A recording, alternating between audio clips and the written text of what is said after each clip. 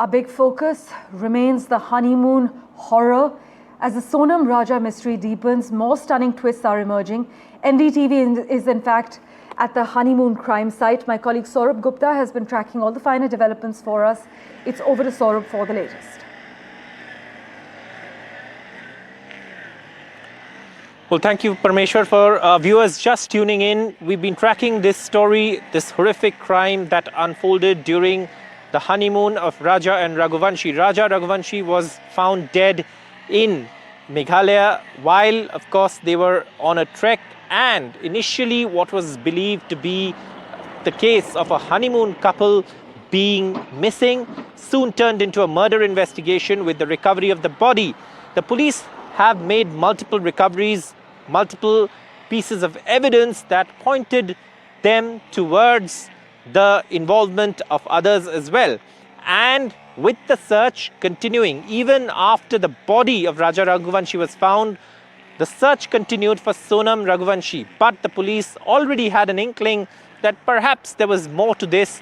And soon after, the police diverged in terms of the strands of investigation and continued the investigation, leading to the apprehending of accused from Madhya Pradesh.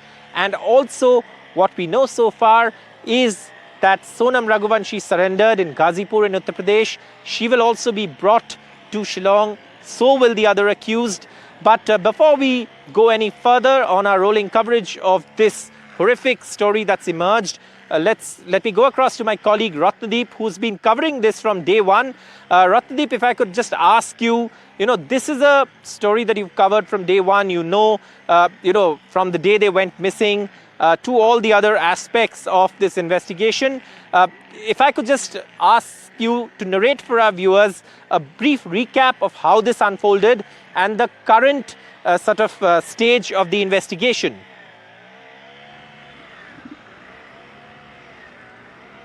Well, this couple, after their marriage, came on honeymoon. First, they reached Guwahati on May 20th, offered prayers at the famous Kamakhya Devi temple. And after that, it was later on as claimed by Raja Raghuvanshi's family that Sonam insisted that they travel to Shilong. They traveled to Shilong. They came on a taxi to Shilong and they checked into a guest house, Balaji guest house, on 21st May in the evening. And next day they hired a scooty from a scooty rental, and they checked out of Balaji guest house and they drove all the way to Cherrapunji or Sohra, one of the biggest tourist hotspots in northeast region, particularly in Meghalaya. And there they tried to check in Manha Hotel. However, the hotel was full. They didn't get a room there, so they requested the authority is there to keep their. They had a small trolley bag with them, and in fact.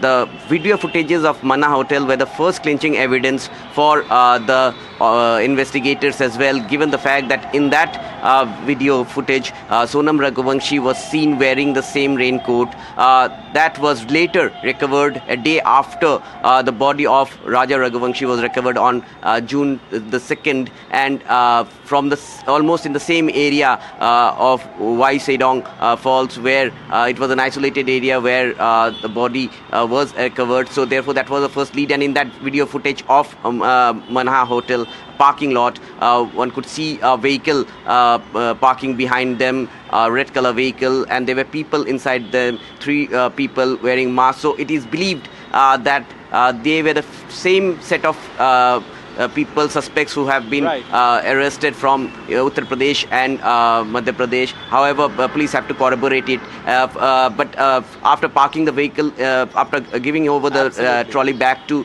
the authorities in Mana Hotel, taking their backpacks, they came to Malakhat, where you have the tourist parking lot, where they parked the scooty and took a help of a tourist guide to track down for 2.5 hours to the double-decker bridge there, which is a major tourist attraction. Right,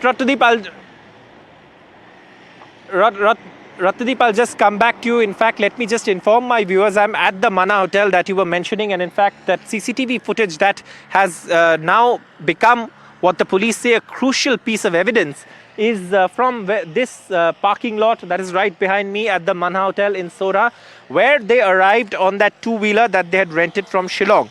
Now, from there on, of course, that's where, the trail becomes a little more complicated. Like Ratnadeep was mentioning, they left that trolley bag here and then went ahead.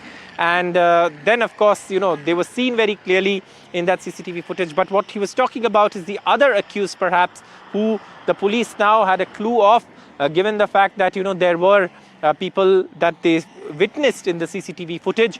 Remember, once the police had an idea that there were others from, the same area from where these tourists were, that's when the police started investigating on the lines of whether others were involved. And that's when, of course, this sort of investigation threw up the kind of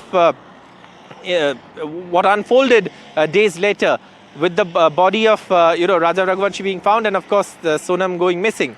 Now, Ratnadeep, if I can ask you, what's the latest in the investigation? We know that the accused will be brought here, but as far as evidence is concerned, the police have some really solid evidence, including the murder weapon. And you were mentioning that the murder weapon was a giveaway that perhaps people from outside may be involved. That's right. In fact, when the first report came in, the first report of these people going missing came only after May 24th, when the scooty that they had rented was found abandoned at Sorarim village. And then the villagers reported about the abandoned scooty, and the owner was found out by e-challan details. He gave the details of the people who had hired the scooty, and that's when police got to know the names of Raja and Sonam Raghuvanshi, and police initially was investigating a missing case of tourist. However, when the body was found, a decomposed body was found on June 2nd, completely decomposed body, only the recognition was that it was Raja's body was done by his brother by looking at the tattoo where it was written Raja. And after that, in the same area, when the the divers from Right. NDRF, SDRF, and also you have to give credit to the local mountaineering team. They did a wonderful job in terms of going. It is a 3-layered gorge, to Absolutely. the last layer of the gorge, and found out his cell phone and also that machete. Now, interestingly, that machete is a machete which is not commonly Right. used in Meghalaya, and was brand new. And that's where police thought that there would be somebody from outside who is involved in this murder, because usually the people in Meghalaya don't use that kind of machete. Absolutely, absolutely. And that's the key piece of evidence that perhaps led to the police investigation in the direction that it sort of went. And then, of course, leading to the unfolding of the whole conspiracy and the subsequent arrest of the accused, and also the surrender of Sonam Raghuvanshi. But, this is a story that gets murkier as the investigation progresses. From the investigation of the police, once they had the other accused, what they figured out was that there was this interesting character in this whole sort of puzzle that the police were looking at, Raj Kushwaha. Now, who was Raj Kushwaha? Raj Kushwaha is someone who was employed in the business run by Sonam Raghuvanshi's, parents. And we now have, let's just listen into what Raj Kushwaha's mother had to say on the alleged involvement of her son in this horrific crime. मैं बोलती भैया मेरा बच्चा कभी ऐसा काम नहीं कर सकता, मेरा बच्चा कभी ऐसा काम नहीं कर सकता भैया, कभी ऐसा काम नहीं सकता। 20 साल की उसकी उम्र है भैया। जब से हम सुना 3 दिन से हम पानी नहीं पिए, जब से मेरा बच्चा गया परसों के दिन से। ना मेरी बच्चियां, ना मेरी बच्ची छोटी वाली गिर के बेहोश हो जाती है। हमारा वही जिम्मेदार है, वही हमारा सब कुछ था। हमारे पति शांत हो गए भैया, इकलौता बेटा था। आप भैया कोई ना काम करता तो सोनम के भाई के यहाँ काम करता, तो वो भी वही फैक्ट्री में वो भी काम करती थी। अब काम कर रहे में आप भी तो बात करोगे, कोई बात करेगा तो तुम भी बात करोगे। झूठा फंसा दिया भैया मेरे बच्चे को। 20 साल के बच्चे से कहाँ कार करता है।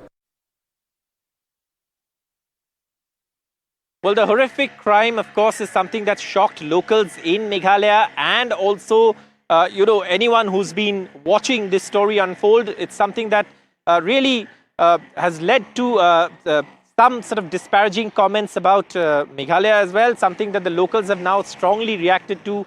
saying that, this is not something that should have happened in the first place. But again, we had nothing to do with it because there were some comments online, commentary, amplifying some of the disparaging comments regarding tourism or the safety of tourists in the state. But that is something that has been clearly answered. But